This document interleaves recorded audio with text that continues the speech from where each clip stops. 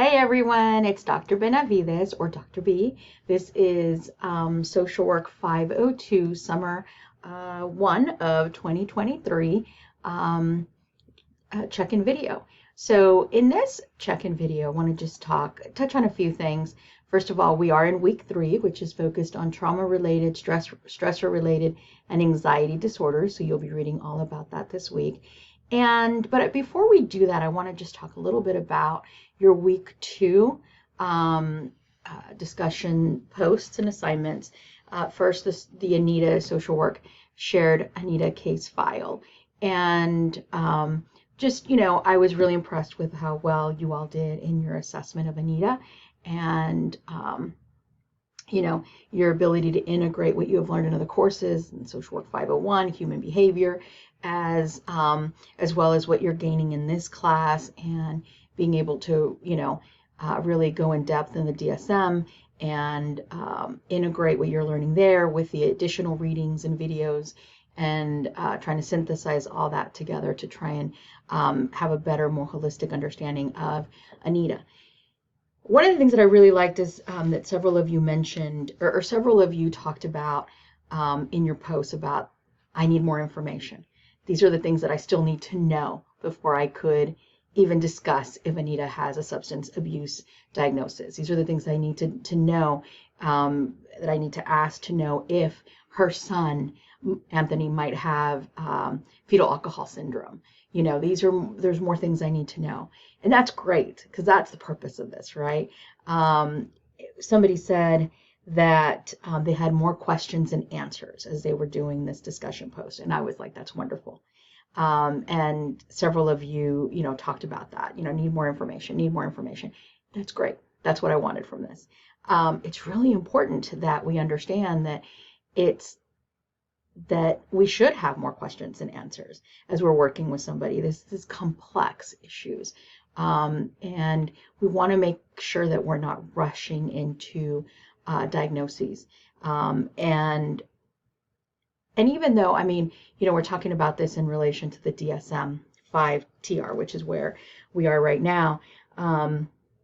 But in general, in working with clients, we want to make sure assessment is fundamental. It's key to be able to work effectively, competently with anyone. We need to take the time to build a space that where a client feels safe. They feel that they're able to be vulnerable, to be able to be open with us about the issues they are facing, the things that they're going through, the reason that they're there with you. And so assessment is a large part of that, because that, in addition to creating that safe space and building rapport, a way of doing that is also through letting the client know, I want to know who you are.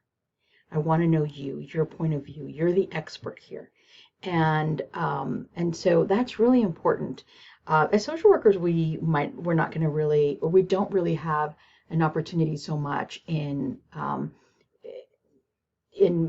lot of social work places that will be at school social workers, hospital social workers, different things like that, unless we're like in a psychiatric unit or something very clinical. We might not be part of the DSM clinical assessment process of diagnosing somebody, or working with psychologists or psychiatrists that might be diagnosing someone. But it's important. So we might be a part of that, and that's great. But we might not be a part of that. But that doesn't mean it's still not important to understand the DSM and understand what it all entails, right? In terms of the things that we must take into consideration when making diagnoses or when thinking about a client's behavioral manifestations, their symptoms, and other things to take into consideration, their culture, the environmental context in which they live, those sort of things. It's really important. And so I was really glad, y'all did a really good job in really trying to apply what you're learning to Anita. And one of the other things is that some of you, took the last question as what are some questions that I would need to know more about, or that would want to ask Anita about to help me, to better understand her. And I think that's great. Some of you took it the way it was intended. Either way is fine. But the way it was intended is what other questions do you have about this process, right? And so there were some really good questions, and I just want to touch on a few here. I did answer or respond to several of your posts. So go in there, see if I responded. I try to respond. If people have specific questions or if there's anything I want to clarify or anything like that. So go on in there and look. But Hannah had a question. How do you encourage someone to be honest with you regarding their any substance abuse use? And that's a really good question, and something that I mentioned to Hannah in my response to her, and I'll mention here, and it's something that I was talking about just a few minutes ago. It's just about the importance of building that space that is safe, that is really, really important. And so I think that's one of the things to keep in mind, right? Because that relationship is what will determine whether, that ability, your ability as a social worker to create a space that's safe, that a client feels that it hasn't, that you're not judgmental towards them, that you are open to learning from them, and you're not assuming an expert role, but rather a learner role. Those are all things that contribute to a client feeling then that you're trustworthy and that they're able to share with you. So that's really important. Caitlin asked how to separate symptoms from different diagnoses. She was talking specifically about substance abuse diagnoses and mental health diagnoses. That's also really important. Part of what, and I'm going to, so part of it, I have a separate video that I'm going to do that talks about provisional and differential and rolled out diagnoses, and that might help a little bit. But just a quick answer here, it's really, again, that process of assessment and really being able to determine, okay, so what are some of the things that could be happening here, right? What are some of the potential diagnoses based on what you know of the client after you've, not just from one moment to the next. We don't make quick diagnoses, right? This should take some time. But once that you have, started to get to know the client and different things might be coming up for you, then you might, you start writing them down or thinking about these could be possibilities, and then start thinking about which one would you consider probably the one that would be most likely. That would be your provisional diagnoses, and which are ones that are diagnoses that the provisional is one that you're pretty sure might be it, but there's still more information that you might need to get.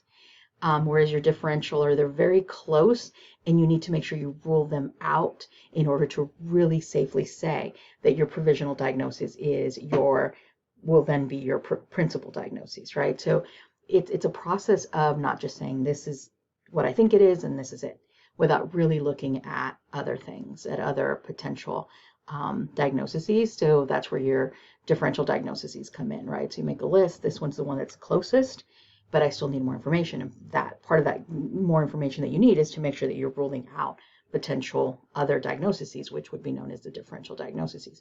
So then you withhold judgment on whether the provisional diagnosis is a principal diagnosis until you explore and make sure that you've ruled out any other diagnoses, which would be the differential diagnoses.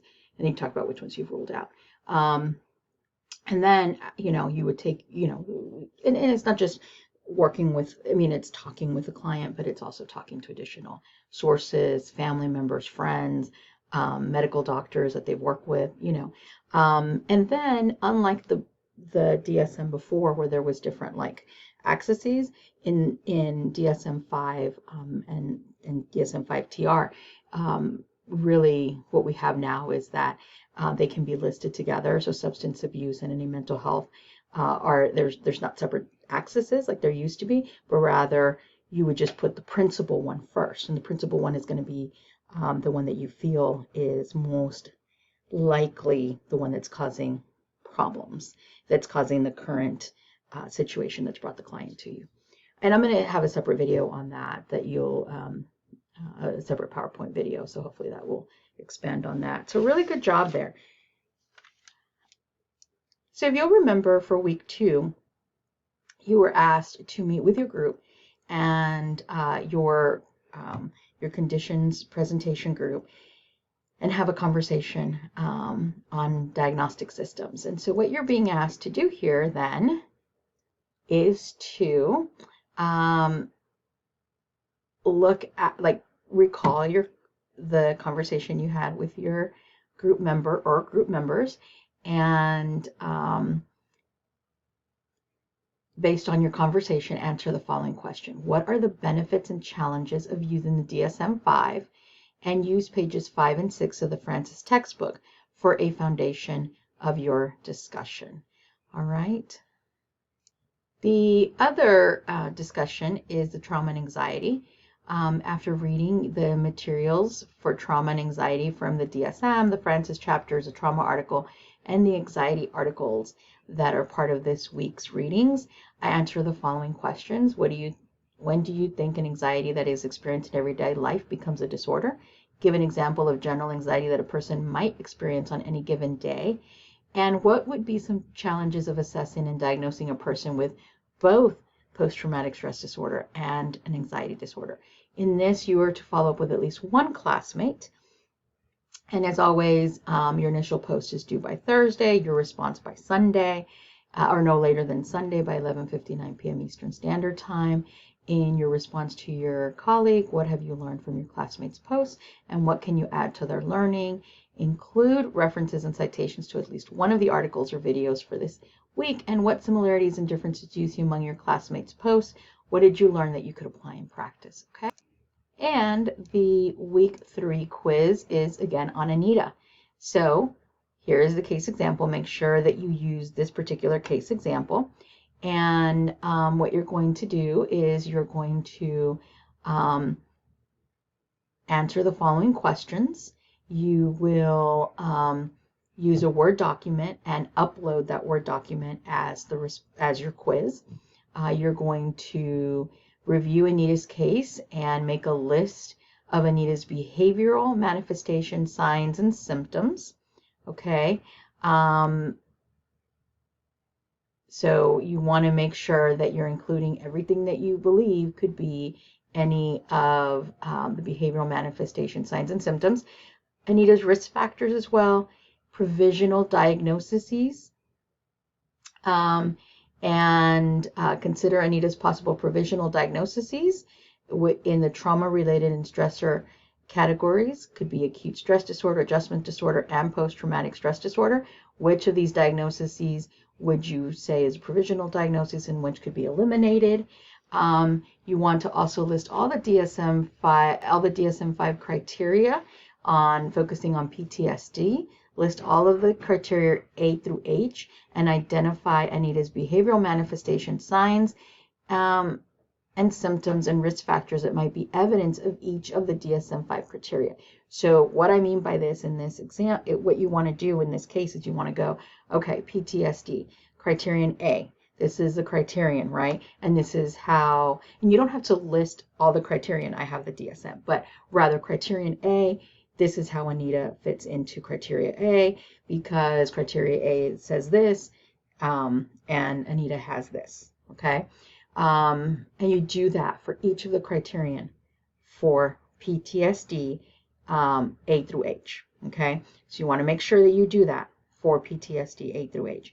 And then you also want to make sure that you have a differential diagnosis, okay? So there's an example of what it could look like down here for you to look at.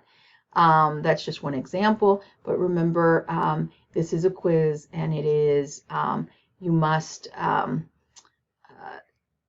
use a Word document to do this, and then upload it to where it says week 3. All right, that's all for now. Talk to y'all later.